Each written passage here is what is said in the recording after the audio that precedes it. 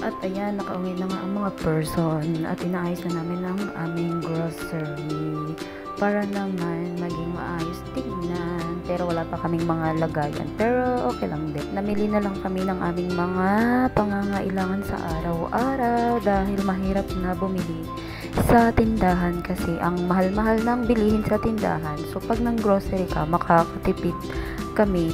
Kunti lang naman yung pinamili namin dahil wala nang budget at baka ma-short tayo. Habang namimili, tinitignan namin yung mga presyo kasi nga 'di ba, wala nga tayong budget. In God's will, magkakaroon din tayo ng budget at hindi na tayo titingin sa mga price. Kuha na lang ng kuha.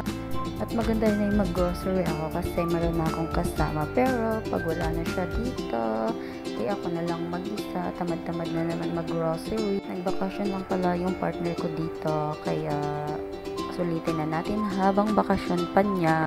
Ang hirap kasi pag alam mo na walang stock, tinatamad akong maglabas-labas kasi pag nakapasok na ako sa bahay, ayaw na talagang lumabas ng bahay. Nakakatamad kasi lumabas. Kaya nagbili na kami ng mga needs para hindi na pababa ng baba kasi yung apartment ko nasa second floor pa, so nakakatamad talaga bumaba. At least ngayon may katulong na ako sa pagliligpit, sa pag-grocery, sa lahat-lahat kasi nandito pa siya. Pero pag babalik na siya sa work, ako na lang ulit mag-isa.